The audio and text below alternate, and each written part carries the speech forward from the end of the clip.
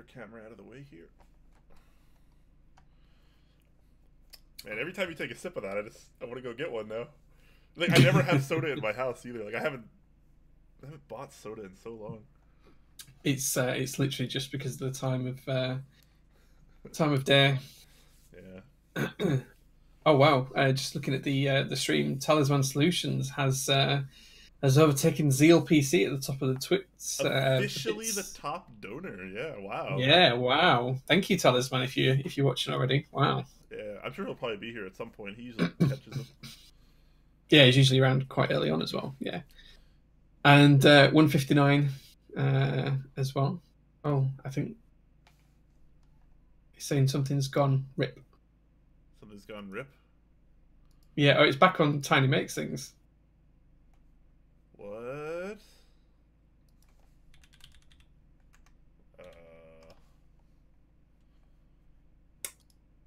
Yeah, I'm not seeing us on stream, man. Really? Let me refresh this page. Oh, there we go. Yeah, it's back. It's fine. Yeah, it's just my computer for whatever reason. It looks. Is everything looking okay, guys? Can you see everything fine? Is everything look and sound good? Yep. Can you hear me as well, guys? Brian's not got me muted, has he? It wouldn't be the first time. I don't think so. It looks like we're both not muted. I made sure to check that. Cool. Yeah, we're fine. 159's got us. We're good. Everything seems good. No one's louder than another. There's no. Looks good. Sounds good. Going on. Yeah. Seems like no matter how much prep I do, there's always something going on still. Apparently it's slightly off sync. What's off sync? 159. Let us know what's off sync. And Mo Zero with the tier 1 sub, 17 months in a row. Thank you, man. Really appreciate that. Waves. Yeah, wave back. Brian seems real quiet. Really? Okay. Yeah, people are saying that, so... I just turned it up a little bit. I'll move my mic a little closer as well, so let me know how that is, guys. Brian, audio muted. Jay's audio's fine. Just a slightly off. I'm loud compared to Brian. I'm always loud, Starson. That's just me. Okay, I'm gonna turn Jay down just a little bit as well. Maybe that'll make us equal, and you can just turn us up this is where a little bit. This is where you mute me by mistake. No, I can see that you're unmuted right now. Don't give me that shit, Jay. Turn Jay down a smidge. I turned him down a smidge already. Should I turn him down another smidge? Do I need to be turned down a smidge? I don't understand why, having... I don't mess with the audio settings before stream. I don't understand how it works totally fine one stream, and then the next stream, the same audio settings are, way off for everyone. Yeah, God knows. Well, we are using a different video capture software this week, so that might explain some of it. That's true, but we're not pulling any audio from it. Oh yeah, the audio's not good for it. Yeah, we're using Discord audio just like we did last week. Yeah, that's true. And Luna Sama with the 10-month subscription. Thank you very much. Really appreciate that. And Sashimi as well with the 6-month streak. Nice. That's shit. I forgot to cancel this again. Wow. Feels bad, man. Yet. Feels bad. Nebula with 100 bits. Man, people sub and donate before the show even really starts. I know, it's cool. You guys are too nice. Way too Legends. Nice. Luna wants a thumbs up from you. You want a thumbs up? All right. Your own personal slow motion thumbs up. I'll even give you a second one. Look at this. Wow. The nice. Cross thumbs. Just for you, buddy. And Starson with the Twitch Prime sub for 11 months as well. 11 months on a streak. Almost a year. Yeah, one more month and you'll be on the year. Let's hope we get to see that. And Jay Shuff as well. 4 months in a row. Thank you very much, dude. Thank you. Yes, thank you very much. And Talisman as well with the 1,111 bits for world peace and to make the world a better place. But you are now first place, dude. You have taken that crown away from Zeal PC. To sit at the top of our bits leaderboard. So thank you very much for that, dude. We really appreciate that and your support. Heck yeah. Thank you guys. You guys are all awesome. All right, so everything's looking good and sounding good now, guys. We can get on with this. Audio level's a little bit better.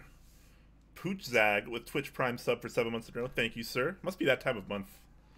There's a lot of resubs here. Yeah, yeah. Well, maybe everyone gets paid at the beginning of the month. Or maybe it's because I started at the beginning of the month and they all just resubscribed for me. True. Yeah. the real reason I bring on Jay is to just make all the top Clack money.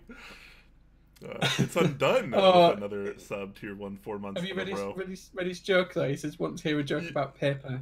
Never mind, it's terrible." Oh my god, that is a fantastic joke. That is amazing. We are only here for Jay. Wow. Go on, Brian. Do one. Get off. Oh, I was getting record viewers on my own. I don't know, man. What's that about top Clack money? Oh, he's referencing something him and I talked about last night that I'm not going to talk about on stream because it's pretty much not safe for work. So, Fair enough. I'm not going to bring up that joke. Sorry, that'll just be personal between us. Send me the screenshots. 159. We were talking about it in voice chat, I think.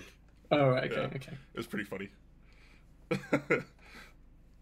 And Mountain Blocks with the 3-month streak as well, saying, "Hey guys, hey man, good to see you, dude." Hello, welcome everyone. Fizzkey with 17 months in a row. Wow. Oh man, yeah, wow. Holy crap.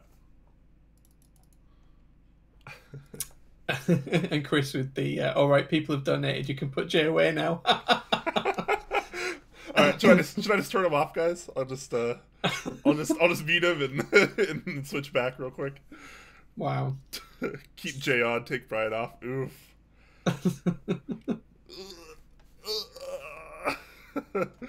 Sorry, guys. Can you sub on mobile? I'm not sure. Never tried. Pluto with a sub, 9 months in a row with that tier 1. Thank you, sir. And yeah, all these subs. Yeah, we're a little past 6 now, so I'm actually gonna roll the intro and we'll get this party started now that it seems like everything's working just fine. Cool.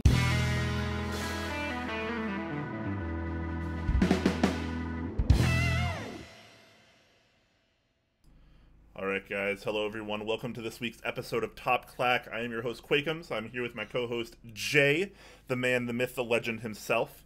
It is February 7th, folks. 2019, and as usual we have some nice Keeb news for you, as well as a nice Q&A at the end of the show as always. So if you guys have questions, make sure you save them for later. And we're going to talk about some news here just a little bit, but we're going to roll out with a mail call at first, just because that's kind of what we do now. And, you know, mine are usually pretty boring, but now that we have Jay on the show, who gets, like, 30,000 things every single week, this section's a lot more interesting. It has been a busy week, though. Well, I'll say a busy week. It's been a busy day. Most of this came today. I got knocked up at 7:20 this morning by the first delivery on the door. You got knocked up? Yeah, oh, man. Well, yeah, it's a UK phrase. Yeah, oh, okay. I got knocked See, out. In America, that means you're pregnant. yeah. Basically, well, I mean, someone banged on the door at 7:20 this morning to. He's knocked up, boys and girls. To give me gifts, yeah, to give me nice things. What's greater than the gift of life? Well, you did say you wanted us to get married, Brian. So maybe this is wow. I didn't expect it to go like this. All right. Well, is this too fast for you? We can slow down. All right, but our child is using ANSI, not ISO. Would you like to see how pretty our child is, Brian? Would you like to? Yes, I would. Show me. This is our child, Brian. The TMO. Oh my gosh. We have twins, Jay. Yeah, so this is going to be on build stream in the next couple of weeks, but yeah, it's the Rose Gold TMO. There we go, twins, guys.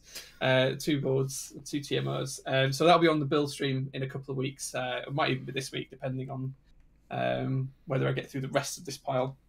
In addition to that, I've also had a load of carbon fibre plates delivered. So these have come from Max at Cable Car Designs.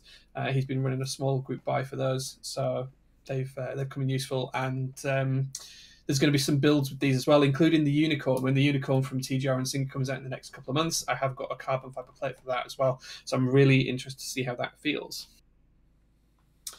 In addition, in terms of key sets, we've got the lovely Tarot. This turned up as well just the other day. Someone kind of dropped that off for me. So that's brand new, unused, and I'm looking forward to getting that on a board. And now, wow. Yeah, still sealed. Yeah, and now we get on to the really, really interesting stuff. So the first one, it's either going to be this Sunday or next Sunday, depending on whether I get through the switches for this new bit. But we've actually got a key cult #1. So this is the number 160 that we're going to build on stream either this Sunday or next Sunday. So this is for a guy called Tannis, who is a member of the EU community. He's asked me to build that for him, so I'm really excited to look at that and do a bit of an unboxing on stream as well. So it's absolutely lovely. Yeah, I can't wait to do that one. And then a bit of a personal project, which is something that turned up this week as well. Some of you have already seen this, but the JR1, which is my custom board, this has finally turned up. And as you can see, it's all fitted together here. Still waiting for a couple of parts, but the plan is to build that on stream in the next couple of weeks as well when all the parts turn up. But I've now got all of the case made, all of the brass parts, carbon fiber and brass plates, all of the PCBs done, daughter boards, everything. So yeah, so I'm looking forward to getting this up and running as well. Very nice. A Holland 9009 or 909 just subbed 2 months in a row with Twitch Prime. Says heart top Clack. Thanks, man. We heart you too. Thanks, man. And Ishtab with 300 bits. Thanks, man. Yeah. Everyone gets the cross thumbs up today. That's my That's my ultimate thumbs up move. Nice. I like that. Let's talk about some switches that we got though, because you and I both got a nice little care package from NovelKeys. That neither of us were expecting, actually. No. The day that it arrived is the day that he told me about it, and I was like, what? Yeah, and somehow he managed to get yours to you and mine to me on the same day as well. So, I mean, I think it was technically the different dates for us because of the time difference, but it was like within an hour of you getting yours, I got mine, which was really impressive. Yeah. Mike of NovelKeys, obviously, playing with time a little bit there. Yeah. Let's talk about what we got in these, because we got some pretty fun stuff. Yeah, so the first ones I got, which I think you got a couple of weeks ago, actually, is I got a big box of Yok Red Pandas. So I've just got a lot of boxes at the side, so I'm looking over at them now. I've got a big box of Yok Red Pandas, which are actually going to go in the J01 when I build it, with some Halo True stems, which Mastrop were supposed to ship me and didn't this week. So when I get those through, I'm going to be using those to make some Holy Red Pandas. Nice. All right, yeah, I already got my Yoks. He sent me those quite a while ago. Those are actually broken in, lubed, and in my TMO 50 right now. Nice. Which is quite nice. And yes, so we got that, and then we also got 4 other varieties of brand new NovelKeys switches that he's stocking. So to start out, we got creams. He finally got creams in. He sent some to myself and Jay, and I think all the pre-orders will actually be shipping out very soon, once he gets back from his business trip in a few days. So if you pre-ordered cream switches, then those will be shipping to you very shortly. We also got some of the new Kale Box Pinks, which is that kind of interesting click bar switch that has a quick click bar that's in between the box white and pale blue size and the box jade and navy size. So kind of an in-between kind of clicky switch with a little bit of tactility, a little bit of round tactility, and still that nice crisp click bar. And we also got some of these glow-in-the-dark Katarons, man, which I am like, I am gonna use these. I just don't know in what yet, but I definitely want to give them a try. But glow-in-the-dark, I'm gonna be honest, not really my thing. I don't really see the merit, but it's fun either way. So. Yeah, I'm not sure what I'm going to put mine in, but I do want to do a build with them, and I've got some UV LEDs on the way, which I'm hoping will actually charge up the fluorescence of them without me having to take keycaps on and off to try and get them to be bright and give me that glow in the dark underglow. Yeah, and we'll see how they go. Yeah. Last but not least, we also got something that neither Jay nor myself were expecting, as far as I'm aware. The Gataron ink switches. So I didn't even know these were a thing until I opened them up and I pressed one and I was like, that's different. So, Yeah. Gateron Inc. line of switches. If you want to know a little bit more about these, you can go to topclack.com. Jay actually recently just put up an article doing a little overview and review about these switches under the TextClack channel. If you want to check that out, you can get a little bit more information and opinion on those. Absolutely, absolutely. And that's probably a good segue into into the next section, Brian. So where we're going to talk about NovelKeys, who are one of our lovely sponsors. Yes. I'm just going to paste the link into chat for you now. Yes, bam, there we go. So just a very quick heads up, guys. We are going to be handling sponsor spots a little bit different this episode. We're going to try to spread them out. That way it's not just all in your face in one segment for like 10 minutes. So we're going to try to break them up to try to make it a little bit more palatable for you guys. Maybe it'll be a little bit smoother. So let us know at the end if you guys prefer this method or if you want us to go back to the method we were using before. Anyways, this is how we're going to continue for now. Yeah. So as I say, this week we've got NovelKeys with GMK Bento group buy. If you are interested in this key set, it is up at the moment, so feel free to check that out. In addition to the key set, there's also the nano slider from Keywork as well, which you can pick up and use alongside the key set. So that's a really good add-on piece, a good component to have alongside that as well. It's got some great features with a little slider and things. I think it looks great, and I'm probably going to pick one of these up because I've bought into the key set, so I might as well grab one of those as well.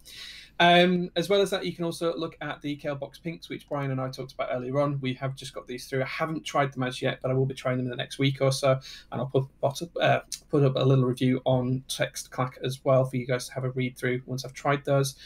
And as well as that, we've also got the rest of Mike's range, so all of the other switches, the Gateron switches, the Kale switches, which you know and love, as well as his lovely desk pads. So there's the iSwitch desk pad group buy going on right now, as well as the lovely Meter Waves desk pad as well, if you'd like something similar to that to adorn your desk. Heck yes. And make sure while you're there, we do have a promo code that you can use for 5% off anything you're ordering.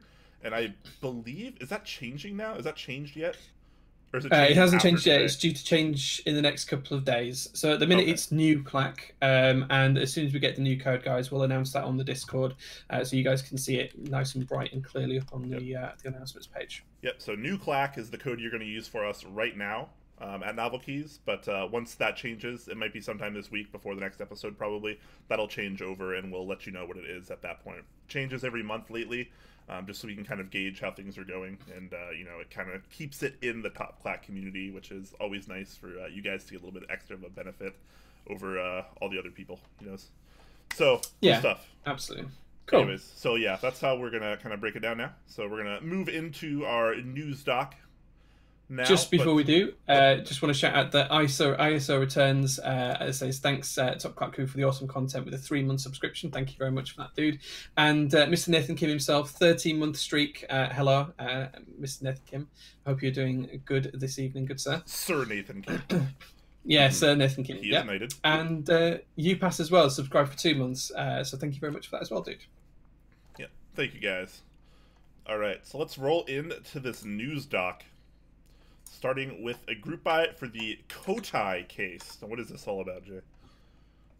Yeah, so this is a low-profile Planck Revision 6 case. So it's an ortholinear case coming in aluminium and in various different colorways. So I think there's black, red, green, dark grey, and a blue color, as well as silver. So this is kind of like a low-profile floating keycap style case for anyone who's got a Planck. It has a 4mm thick CNC milled seamless top part with integrated switch plate, 4mm thick bottom plate as well with mounting holes to put your Planck on. Switch cutouts at 1.5mm as well, so they do clip in. So even though the plate's 4mm thick, they will still clip in properly. And it's made from CNC anodized aluminium as well. MLQ on this is 25, so they have to do 25 to actually start producing these, and that puts it at 120 euros per kit. But there is some nice price breaks, and if it does hit 250, which is quite a lot for something like this, then it will drop down to $95, saving you $25 off that cost. Yeah, not too bad of a price here. It definitely is a very interesting looking product. It's not too different from a lot of the other Planck iterations that we've seen in the past. Just a little bit more integrated, I guess you could say. And that 4 millimeter plate, obviously, something a little bit new. Yeah, and the name of it, Kotai, as well, it actually translates to the word solid, which is with a 4mm top and bottom part of the case in thick aluminium. It's going to feel pretty solid for an ortho board, for a small compact board like that. So I kind of like the naming philosophy behind it. It seems quite interesting. Sadly, I don't have a plank, and I'm not particularly good with ortho keyboard, so I'm probably not going to pick this up myself. But I do think it looks quite good. I like the design. It reminds me of a little bit of the shape of the Mech Mini 2, but with a low profile integrated plate. Yeah. Not too shabby. I'm not really much of an ortho user myself, but a lot of people obviously are, and this is definitely an option. You can get the Plonk PCBs at olkb.com, if I'm not mistaken, if this is something you're interested in. You just pick up a Plonk there, and you grab one of these bad boys, and you're pretty much set. Get some switches and caps and all that stuff. So fulfillment, 2 to 3 months, pretty normal stuff after the payment collection. Not too bad. Awesome. Now let's move on to something we haven't really heard about in a while. Actually, it's been a little bit, but you guys maybe have just noticed this. It went up almost minutes before the show, practically. This is a little brief teaser announcement for the U80, otherwise known as the Unit 80. And look, if you're in the US, this is actually posted in the future. Fun fact. Yeah, so. Yeah. Well, where I am, it's posted today. But yeah, if you're in the US, you see this early. Anyways, so the Unit 80 will be available for pre-order via the RamaWorks store in Q2 2019. So obviously we have a little bit more finite of a timeline now, which is always nice to see, and also kind of interesting because I was under the impression, as were a lot of people, that this was actually supposed to be run through Originative's project Type Machina. So they have since they have changed to doing it through their own store. I actually talked to Kate a little bit before the show, and she was telling me that they kind of want to just focus on doing all of their projects through themselves, which is totally reasonable and totally understandable. So that's kind of what the future for RamaWorks is going to look like, which is pretty nice to see. They'll be handling this themselves, and I am a big fan of that because I think they do a bang-up job. Really good stuff. Absolutely. Yeah, the experience with Rama products is second to none in the community at the moment. Just that whole packaging and everything else that goes with it. It's it's an experience. It's not just getting a product. It's the whole experience that's the Rama experience, in my opinion, and it's an interesting one. But as you say, it is interesting that they have split from Type Machina for this. I mean, that was where everyone was expecting it to be, and I think there was an announcement on one of Urko's pages last week saying it would be up around the 22nd of Feb to have more news on it. So it is interesting to see this announcement from Rama. Yeah. So we'll have to stay tuned for a more concrete date there. But people waiting for this, man. People waiting for a Rama TKL for since the M65A came out, as far as I'm aware. So hopefully we'll actually we'll be done with the teaser soon, and we'll actually get the group buy up. Yeah, and as well, Kate did mention that they have refined the design as well, so it may even look slightly different. We'll have to take a look at pictures through as well. It'd be interesting to see how it differs from the product shots that we saw previously. Well, people are saying it was supposed to run on the 22nd of this month, was it? Yeah, 22nd of this month is what Urko said for Type Machina, and now clearly that's not the case. So a little bit of wait, but yeah, we'll see what that means in real terms. Is Urko U80A different, or I'm assuming that there will only be one U80, the one that RamaWorks produces and distributes. That would be my guess. I really doubt there'd be two of them. Brian seems to be getting quieter. What? Really? My volume's like pretty much maxed out right now, guys. I don't really know. You need to move your mic closer. My mic's pretty close, honestly. It's only... I mean, it's definitely less... It's probably like 10 inches away. Yeah, there were sirens in the background. You guys could hear that? You guys think I'm quiet, but you could hear the sirens like half a mile down the road. Are you kidding me? You guys are crazy. I couldn't hear them. But then... Well, yeah. Well, your audio and their audio are going to be a little different because On the stream, I have my mic, just my mic directly, so it picks up everything. You hear me on Discord, which has like a 45 decibel noise gate at the moment. So Okay, you pretty much only hear it when I talk, which is, pretty much as it should be. Maybe you should just quieter than Jay. What? I don't know. Maybe you're just quieter than me. Yeah, yeah. I guess so. I have Jay turned down a lot more than I do. Jesus. See, this is why I asked at the beginning, and people said it was fine. let me open my sound settings real quick. Hold on. Let me try to actually go through and just crank up my whatchamacallit, my main volume. Sorry, guys. It takes a second. Yeah, sorry, guys. All for you. We'll blame Brian for this. User error on Brian's part, I'm sure. Yeah, probably. Okay, how about that? Let me know how that is, guys. That should be a little bit better. Ow, my Titan's ears. just saying Titan says I just am loud, so yeah, that's fair. Yeah. Well, I mean, I have you turned down by like 8 decibels. Much better. Better. Literally. There we go. Yeah. Okay. I don't know who's trolling me and who's not, so I'm just gonna assume that's better. Let's just assume it's better. Let's just assume it's right as well. Nebulant's saying we're balanced now, so there we go. Yeah. Okay. There we go. Sorry about that. Wow. On my settings, I'm like way louder than you now. I wonder what's going on. That's crazy. Mountain Blocks has just donated 300 bits, saying you guys need roadies to do the sound check for you. Roadies would be good, man. We'd appreciate the help. Yeah, absolutely. Thank you very much for the bits, man. So this week's news doc, not terribly long, and as far as strictly keyboard news goes, that was the end of that. But let's talk a little bit about our next sponsor, Zeal Generation, who is actually running a keyboard right now called the Zeno, which you can still get on until February 15th, I believe is the date. Yep, so you got about 8 days, 7 to 8 days left on that. And that's pretty good one. I actually just joined this group by like 2 days ago. Finally decided on my colors. Well, I let chat decide on my colors, but nice. It is. What options did you go for, Brian? What's up? What options did you go for? Oh, I went with black with rose gold. Yeah. Nice. And did you go for the half plate or the full plate? A half. I don't have anything with a half plate yet, so I figured I was like pretty much like solidified to get a half plate option since I don't have one. So yeah, I went with that. So Zeno group buy, you still got about a month. It's not a month, sorry, a week left on that, and then that'll be gone. So make sure you hop it on that while you can. And of course, just like always, he has all his range of switches available. The V2 Zelios, V2 Xylence. He's got V2 Telios if you're more into linears, and he's got Helios as well if you like silent linears. And right now, you can actually pick up some of the Roselios and Sakurios. Hopefully I got those words right. This is kind of a limited edition, kind of a spin-off group buy he's doing. These are effectively Helios, but they have recolored stems, and there's a 62-gram option.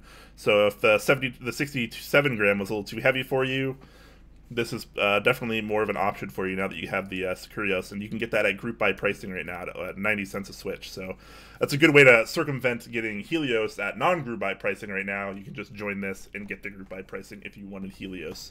So bam, there's that. And while you're there, you can use the affiliate link. You can use zealpc.net/topclack, and that'll give us a small kickback. Won't cost you anything extra, of course. Just helps support the show. We get a little bit of a kickback from that. So if you want to order from Zeal, some awesome stuff, and you want to support TopClack, bam, that is how you do it. All right, let's get back to our news doc. With the Katakana Cherry PBT. I think this is a pre-order, technically. It is, yes. So these are going to be produced irrespective of whether there's a group buy or not. It is a pre-order, and the Key Company are making these sets happen. So just looking at them, they are PBT plastic, made with dye sublimation. So these are dye sub keycaps rather than double shot ones. 170 keys in each kit. and you get all of the usual standard layout options as well in there, with a font that's reminiscent of vintage Apple keyboards, is how the Key Company brand these. And you have options for Katakana sublegends, UK ISO keys, Maxkeys, and it's expected to complete around mid-April. So just looking at some of the options here, you've got a few different colorways you can pick from, and they're all two of them at least are $65, which is black on white, which I think looks really, really nice, and the grey set as well. That's also $65. And then we've got two mixed sets where we've got different coloured mods and alphas. So you can here have the black and the grey, black mods and grey alphas for $80. And you can also have the matcha set as well, which is green mods and white alphas, which I think looks really, really nice. Actually, I think that's my pick of the two. And then the final one they have, which given the fact that it is dice up, they're having to reverse dice up these ones, the white on black, which talks about how which gives credence to the higher price on this one, $90 for that one there. Yeah, that totally makes sense. I actually have a set of these on the way, so they might actually be in my mailbox now. I should probably check after the show. But he did send me a set of these to try out because he was a little worried that people might be weary because it's not a GMK set. It's not, you know, an Enjoy PBT set. It's not a cat set, or, you know, it's not something that people are like really, really interested in right now. It's you know, something a little bit more out there, I guess you could say, in a way. But you know, the fact of the matter is, it still is a Cherry PBT set. You got some interesting legends, and the price goes as low as $65, which is honestly not bad. Look at all this compatibility that you get. Yeah, it's huge. You get ISO, you get split spacebar support on like a lot of stuff. There's a lot of caps here for $65, honestly. Oh yeah, so, yeah, absolutely. So yeah, I'm gonna be able to test out the quality on these in the coming days, and I'll report back. Of course, I'll let you guys know next episode, and also in the Discord how they are. Yeah, I think I'm definitely going to be in for a set of the matcha green ones because they look great. I think they'll look fantastic on a lot of boards, and I really like that colorway. So I think I'm going to join for that and see how they are. Yeah, so not too shabby. Speaking of key sets that aren't too shabby, let's check out the interest check for GMK Mizu, which is really, really nice, in my opinion. I really, really enjoy this for not only the set itself, but also the theme, and the runner of the interest check is also a really nice guy.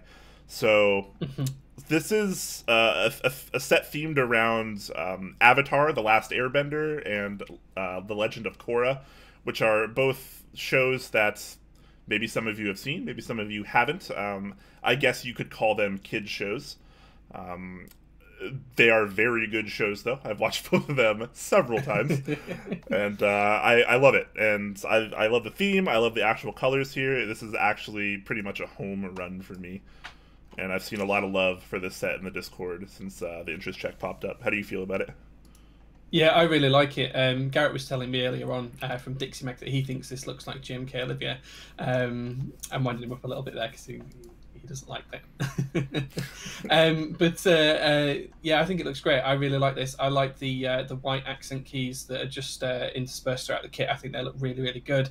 The blue is a nice shade of blue. The renders look good. I think the novelties are fantastic. They really fit the theme. Yeah, I really like this. You know, the renders look fantastic as well. I see UPass's Satisfaction 75 there in the renders as well, which looks great in the white. So yeah, I'm really interested in this. I think it's a really smart, classy looking set, and the keys just seem to work. So yeah. Yeah, this is definitely a winner for me. I can't see myself not joining this group buy, so I'll definitely have to save up for it on that. Man, it really does look awesome on the Satisfaction too. Yeah. On that whiteboard, it really pops. Yeah. I mean, it looks great on all of the boards. I think it's on the Xeno at the bottom as well. But yeah, I think it looks really, really good on that white Satisfaction. It just looks really, really good. It pops, especially with that Waves into Novelty key. I really like that one. That's a really good looking key. What's funny is towards the end of these pictures here, he actually has a little comparison of the colors between GMK Mizu and GMK Olivia. Yeah. And that's that's kind of funny. Yeah, I think that's something that Garrett pulled together. So Dixie from Dixie Meg, someone was winding him up in the Discord about them being the same. And he was like, "They're not the same," and I think he produced that off the back of it to just to prove his point. Yeah, so pretty awesome stuff here. So we don't have any pricing available yet because it's still kind of early interest check phase. But he does have a lot of information here. He already has a US proxy lined up. That's going to be Dixie Mech for you. Others will be announced later on. We'll also probably get our pricing. I imagine we've already had this submitted to GMK for price quotes and all that fun stuff. But I know he has mentioned he's really trying to keep the price as low as possible. And that's obviously something we can all appreciate. Oh, for sure. Yeah, yeah. I know he's been chatting to me around what's the bare minimum for things like ISO support and things like that. So I think he's trying to do a really condensed kit to make sure that everyone gets what they need to cover their boards, but at the same time we can all benefit from a low price, which, you know, that's absolutely, you know, has to be how the community handles things like this. So I'm all over this one and fully supportive of that kind of approach. Yep. So Mizu actually translates to water in Japanese. And that's kind of the theme here. The water is it tribe? Or do they call it a water tribe? Hold on. Yes. Yeah. Yeah. Sorry. The water nation. Sorry. Whatever. But that's kind of what this is centered around. And I think it is glorious, and I cannot wait for this group buy to launch. Yes, absolutely. I think this one looks really, really good. And the other thing as well that's interesting to note is that the logo right at the top is early concept art for what may or may not be on the GMK box as well. But if that's on the GMK banderole, then I think that'll look really good. Yep. So he has a little Google form here to show interest if you're into this sort of thing. And apparently there's going to be potential desk mat options as well, which is obviously something that's been kind of a staple in this community the last 6 months. Popular key sets just get desk mats now, so and I mean that's kind of cool. So it is what it is. All right, good stuff. Cool. Speaking before we jump on to the next one, not Zesty Salsa saying, why is there a cursor on Jay's face? So the reason for that is because we're using some new software to capture both sets of video, and Brian has to leave my screen on in the background, so it's picking up his cursor as he moves. I'm actually going to stop you right there, Jay. Normally you'd be right, but this one was actually my fault. I forgot to uncheck the capture cursor box when I decided to capture your video there. So I actually just fixed that. So sorry about that, guys. Excellent. Should be 100% good to go now. Jay is interactive, yeah. Do you guys remember? You guys remember Super Mario 64? Did you guys ever play that game? So I don't know if you remember, but in the title screen, what you could do is you could actually you could use the cursor and grab Mario's face, different parts of his face, and you could move it around. So I do remember that, yeah. For all of you N64 people old enough to have owned N64s and play on that, that was for you. That's what I was trying to do. Pull his nose around and his ears and stuff. Yeah, just drag me all over the place. Yeah, yeah. That's what we should be doing here. All right. So next up, we have something we've been waiting for a while. Yeah, absolutely. GMK Jamon finally launched. It's on mass drop right now. Launched just a few days ago. Still have 3 weeks left on the drop, so still pretty darn fresh. And speaking of fresh, check out these renders because they are looking lovely, if I do say so myself. I've been waiting for this set since more than 10 months ago. It was April Fool's 2018. So now we actually get it. And there's a few really interesting things to note about this set. The first thing being the core kit. So the idea here, just like with GMK Mizu, the approach is to try to make this this whole kit as cheap as possible. So if you check out the core kit here, you'll notice there's not a ton of compatibility. You buy the core kit, you're not going to be using things like ISO. You're not even going to be using things like full size because you don't have number pads, so you can't use 1800 or full size. You need separate kits for that. So the core kit here has pretty limited functionality, but with that does come a bit of a reduction in price. So here's the price breakdown now. Currently updated 8 hours ago by my time. So here's where we're at now. If you take a look at here, if we get 500 units sold on the core kit, it'll drop to $100. not too shabby at 1,000 sets sold, which is possible. It drops another $10 to $90, so that'd be pretty cool. Yeah, that'd probably make it probably the cheapest GMK set, I think, if it hits that $90 target. Yes, but also I was thinking about that earlier, and it's like, you can call something the cheapest or the most expensive, but like when you cut out so much compatibility, like it's not like it's the cheapest set in terms of value. It's cheaper because it sacrifices a lot of keys, which in theory anyone can do. Not to try to discredit Zambumon or anything, but that is something to keep in mind. You get cheaper prices when you take out lots of keys. That's just the way it is. Yeah, and it's an interesting point that you made there, actually, Brian, because in terms of, if you look at some of the other sets, so if you look at, for example, GMK Calm Depths, which ran just a few months ago, that was a $125 base kit. So we're talking not a huge difference between that base kit and this base kit, but that had things like a numpad, it had things like ISO support, it had support for a few more layouts as well. So I think when you look at it, this does make it cheaper, and there's been a lot of science that Zambumon's gone into the background for it. It's looking at numbers, looking at what kits people actually buy, and I'm completely all for that. But effectively, what it kind of does is make this more expensive per key, rather than so whilst the overall kit's cheaper, you're paying more per key than you would be for a kit that's more expensive that has more keys in it. But that being said, if we can get GMK sets down to under $100, they are going to sell more and more sets. It's going to make it more accessible to the community. And given that this covers the more popular layouts, it probably covers 75% of what people actually use on a day-to-day basis.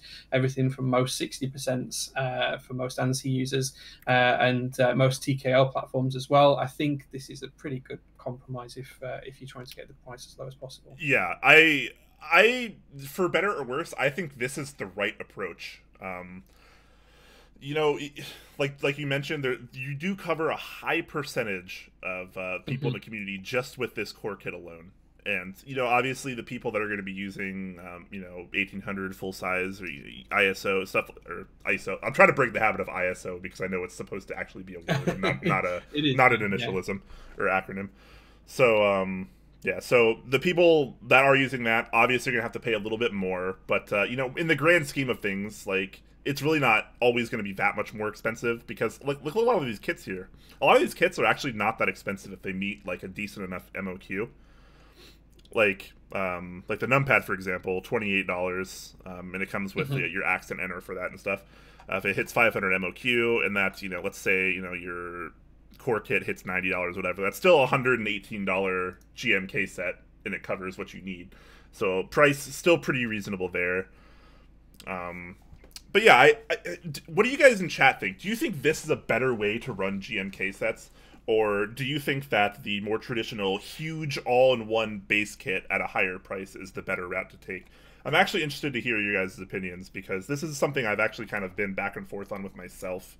But for someone like me, I mean, it might just change on a user-to-user basis, right? Because when I buy a GMK set, let's say I spend 130 or 150 or 170 on a normal GMK set that just is one big base kit.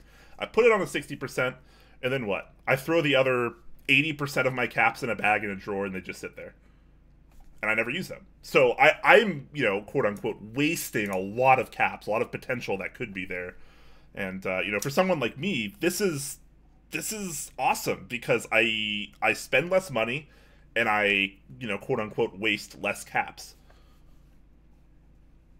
Yeah, I think the converse side to that is, I think it depends on where this set is being marketed. I think on Mass Drop, absolutely this will work, because you've got such a big market range there. So you've got like Nautilus and Laser and things that sold 1,000 on odd kits or 2,000 kits or whatever it was. When you've got that big an audience and that big a market reach, I think it's fine, because your child kits are more likely to hit MOQ. If you ran this through something through a vendor and did it on the smaller scale and didn't have the might of Mass Drop behind it, I think a lot of those child kits would struggle more, and you'd only be really looking at the core kit making MOQ. So I think it does depend on what sort of market you're aiming for as to whether this approach would work. Yeah, that's definitely very fair. Mass Drop, whether you love them or hate them, they effectively have the most reach of any vendor in the community. For sure, they can make they can make numbers actually happen. Not to discredit any other vendors, but Mass Drop is just huge. So they can often get away with stuff like this, whereas a smaller vendor might not be able to make something like that happen. Yeah, I think I think there's probably a middle of the road approach as well, which is somewhere between the all-encompassing base set like GMK Calm Depths was versus this core kit. I think there's probably a middle of the road as well kind of approach, or maybe there's something that happens with the child kits. Maybe you only have one child kit that includes your numpad and your ISO keys, and some of your 40% kind of adoption keys as well. So maybe there's a middle of the road approach as well that other vendors might want to take a look at. Yeah, definitely interesting to see. I think we'll really kind of see based on how this set does at the end of its run. So we'll kind of see if this is kind of more viable, even if it's just for mass drop moving forward. J Shuff just donated a tier 1 sub to Fundle LOL, so thank you very much for that gifted sub, my friend.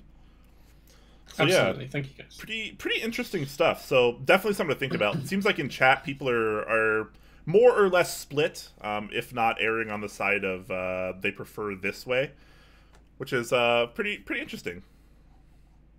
Yeah, I think that's probably shown in the audience as well. So I've been talking to some people around the EU about this, and they're not so keen on it. So I think it all depends on whether that base kit works for you or not. I think that's probably going to drive the adoption rate for it as well. But we have to be open and we have to be honest. And the community is changing, and what people need is changing, and the way we approach base kits and group buys needs to change as well to accommodate that. So if that means that we have to start moving kits out of the base kit to support what's right for the community, then that's what we have to do. Yeah. I guess we'll see. This approach obviously pretty new, so we'll see how this goes. One thing I do want to note on that he did here is there's actually there's effectively two accent kits, which is kind of interesting. So he has the more standard Hemonalties, is what he's calling it, and you get your accent keys and some novelties in there as well. And he also has the Pata Negra kit, which is quite a few less keys than the Hemonalties, but it's also quite a bit less expensive. And I thought this was kind of interesting. So you have effectively two different accent roads you can take. So I thought that was pretty neat. I am a big fan of the Pata Negra. I'm going to be joining this group by fair warning. So yeah, as it's a warning, of course. But I'll probably go with the Pata Negra on this one personally. I already have joined, and I went for the Hamonalties as well as two ISO kits, doing my bit for the EU community and the base kit as well. Just try and get those numbers up. Someone needs to paste the rookie numbers meme in the chat. Have you been posting the links for these? I haven't even been looking. Yeah, I've been posting links. Yeah. Okay, cool. There's been a lot of chats. It's the last one, so I wasn't sure. And he's also, I'm not 100% sure why he did this, but he also has the Enye Survival Kit, which comes with 24 Enye keys in a why not? a 6x4 array between row 1 and row 4, which I thought was pretty interesting. Yeah, I don't really get the theme behind it, but I'm also not Spanish, so I think that part of the joke is that when he rendered this for April Fools, he just literally had all of the alphas as that legend, and that was kind of part of the meme being born. So I think he just wanted to include this as kind of an homage to that original post. Yeah, absolutely. So definitely thought that was very, very interesting, if nothing else. And no joke, I'm actually considering getting 2 Enye kits just so I can cover all of my like true alphanumerics in Enye. Sure. So that'd be that could be pretty darn fun. Yeah. And shout out to Dixie Mac as well, gifting a tier 1 sub as well to Tokyo Coffee Nerd. So thank you very much for that. Very, very nice. Is Tokyo Coffee Nerd actually in chat? Maybe. I believe he's watching. Yeah, I believe he's watching.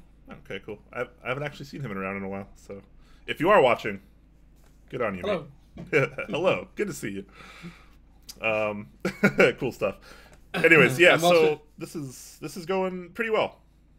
Pretty well. Yeah. The kits have actually been all of them are doing relatively well if you think about it. This has only been open for what, like 2 days?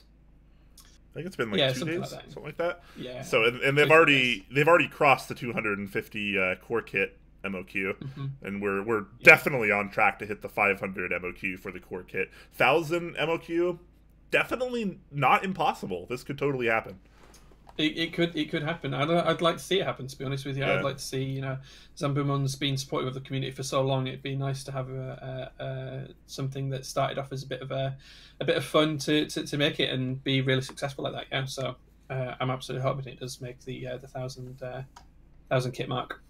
Yep, would be awesome. So get in on this while you can. You still got the rest of the month, but the earlier you get in, the higher chance that the kits that you're joining for will actually hit the better MOQs, because when more people see that people are joining, they're more likely to join. Absolutely, yeah, absolutely.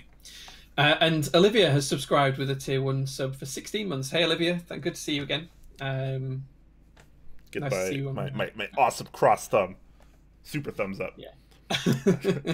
Olivia, if you haven't noticed, you've been demoted to 3rd place in the bit race as well. So. Yeah.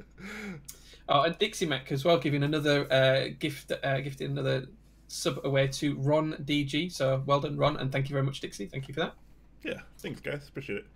So that is GMK Jamon, and make sure you get in that on Mass Drop before the month is over if you're into it. And if you're really into it, you might also consider requesting for these RamaWorks x Zambumon Jamon artisan keycaps. So if maybe you've been living under a rock and you haven't been noticing that a lot of more popular key sets these days, along with desk pads, also get Rama artisans. So Rama artisans are very, very well machined crafts of metal, and they're keycaps, obviously. But I actually, I have one. I don't know where it is though. I think I have to find it. But they're basically just awesome, nice metal keycaps. And here we got your kind of bacon and eggs approach. I say bacon, but Zabumon will smack me in the face for saying that. But it looks like a bacon strip. But it does. Now, interestingly enough, these are both aluminium keycaps, but one of them is electrophoresis coated, and the other one is anodized as well. So the white one is E-coated, and it's got an enamel infill as well, which is quite unusual for Rama caps. I think most of the time they've just been laser etched or milled designs on the top, but this one actually got an enamel fill in to give it that lovely yoki look. And the bacon one is fully anodized to match the key set, as well as having the dark enamel inlay. So it looks really good. The egg looks really good, honestly. It does. It looks really good. Just on what you said earlier on about Zambumon telling you off for the bacon keycap, if you look down, Mastrop actually call it the bacon keycap as well, so he can't tell you off if Mastrop have called it that. Oh man! So there you go. That's. Maybe an homage to the American brothers. Perhaps. So make sure you request that. I imagine this will run. I think they've pretty much confirmed, aren't they? Yeah. Well, I mean, yeah, it's on. Yeah, it's on a request page for Mass Drop, which means it's not running now. And there's only been 30 requests for. I don't know exactly how they handle that sort of thing, but it'd be cool if they ran. I think they will. I don't think there's any option here. These are going to run, I think, is my vote. Oh, Starson says it goes live tomorrow. So okay. Awesome. Bam. There you go. There's your answer, hopefully. All right, cool. Anyways, moving out of the GMK realm and more into signature plastics-esque stuff. Or at least a DSA in this instance. We have an interest check for DSA North, run by Alex Barb here. And this is... we don't see DSA sets very often these days, I feel like. Yeah, it's been a while since we've seen anything for DSA. I think the last one I saw that made it all the way through was Ferrus, and then before that I think it was Chris Swire's Alchemy set. So it is interesting to see this one crop up. Couple of interesting things to know about this. It does have both Latin and Cyrillic legends on there as well, which I don't think we've seen in DSA from SP before. I think we've seen it from other DSA providers, but not from SP. So this is going to be using fully diced up legends. I think the colours are cool white, which is WFJ, blue modifiers, which are BFE, and then the accents are red orange, which is RCP in terms of the colour codes. There's quite a lot of kits to this one as well, from alphas to mono to Cyrillic to Nordic base modifiers as well. All sorts of different clusters and different kits that have been designed for this. So I'm not sure if all of these will run, if the key set does run, but there's quite a lot of compatibility when you look across the across all of these listings. Yeah, definitely. Lots of compatibility options, which is always nice. And I was actually just about to bring up, but someone in chat actually kind of beat me to it. If you've been around the community for a while, I'm talking like three plus years, back when Input Club was still pretty darn new, and you might have remembered they ran a keyboard called the Infinity. It was a 60% with a variety of options, but they ran it with a DSA set called Infinity, and it used, I think, the same exact colors as this. Oh, really? Yeah, as far as the white and blue are concerned, they might be the exact same. I don't quote me on that, but I used to have a set of DSA Infinity, and I will tell you it looked exactly like this as far as the white and blue is concerned. So that's kind of interesting. Just a little tidbit there. Nice. Yeah, I kind of like this set. I think the colours work well. I like the red mixed with the blue. I think that looks good. But I think my favourite thing on this key set is just on the blue and white set, the one that you mentioned there, is the little polar bear novelty. I don't know if you noticed that. Oh yeah, the set that has really kind of, it has some I guess text novelty, like the caps lock and the enter both have like temperature and I don't know, coordinates, I guess. I don't know. Yeah, coordinates, yeah.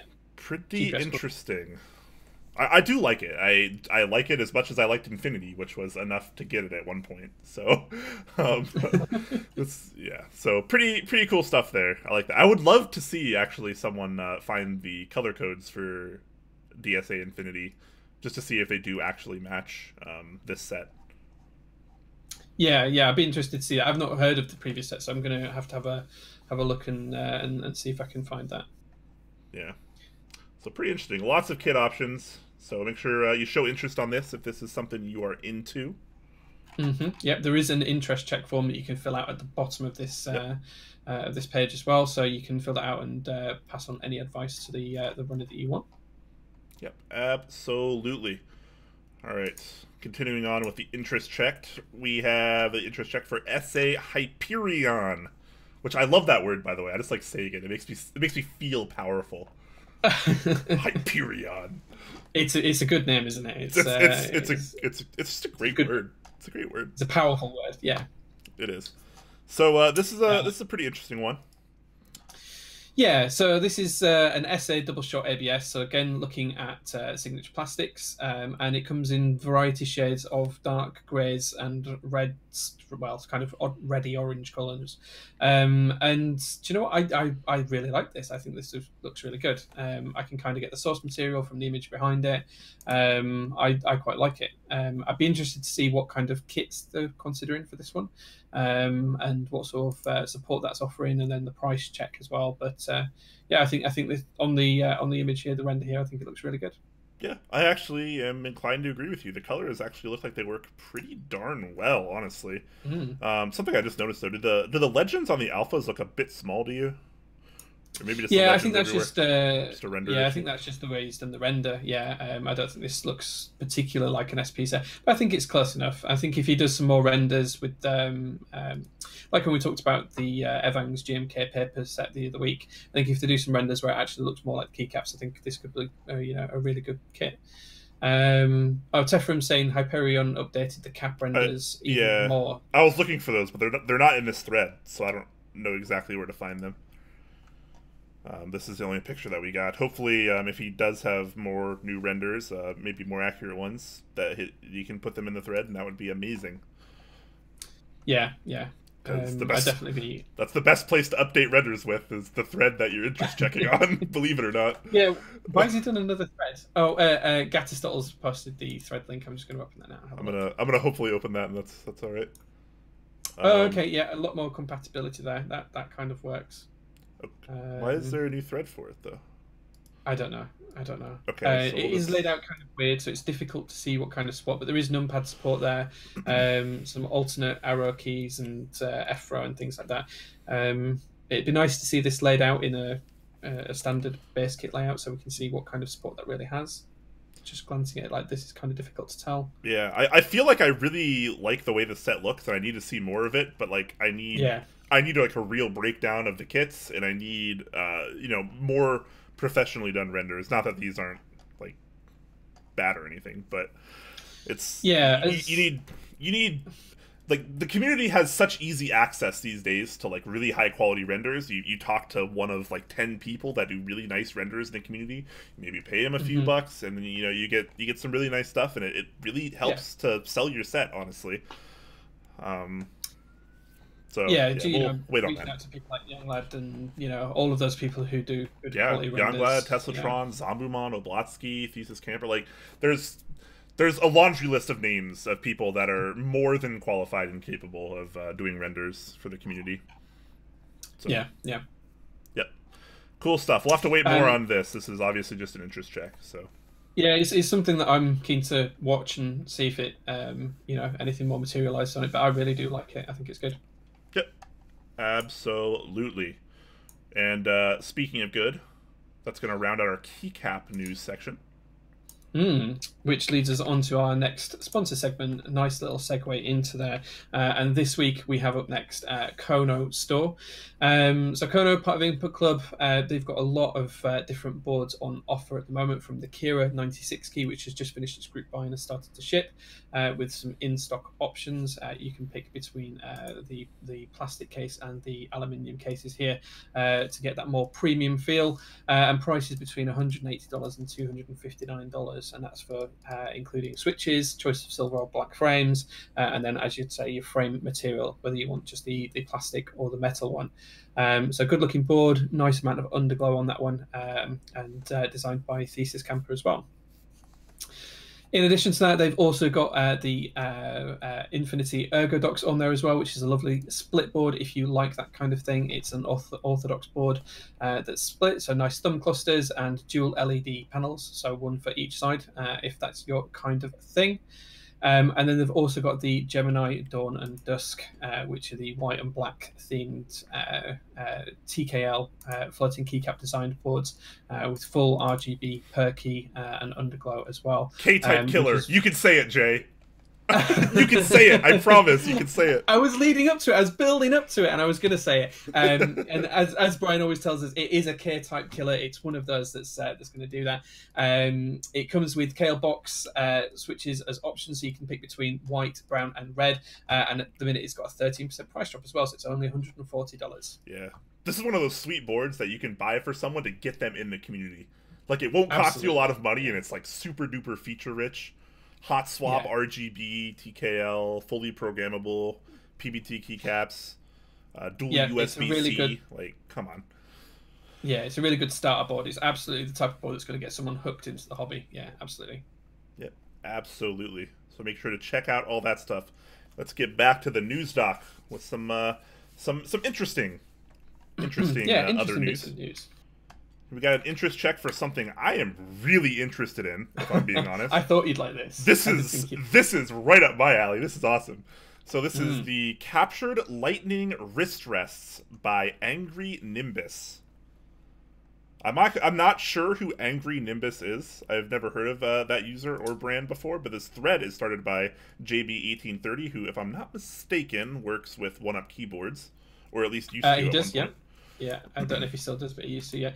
So Angry Nimbus Woodcraft is a small woodcrafting store. I'm not sure whereabouts they're based, but I have had a look at their website, and they do all sorts of things from home decor stuff with these lovely burnt fractal designs on, and they're now reaching out to the keyboard community and doing these lovely wrist rests. So as you can see, what they do is they put the fractal designs on there by burning the wood effectively to two contact points at one side of the wood and the other. It creates these lovely lightning bolt patterns down the wood. wood, finding the path of least resistance through the wood, and then they put this lovely resin infill over the top before polishing it nice and smooth, and it gives us these kind of trapped lightning looks. And to be honest, I think these look absolutely stunning. These look really good. These look amazing, especially on the lighter color wood here, like I'm showing now.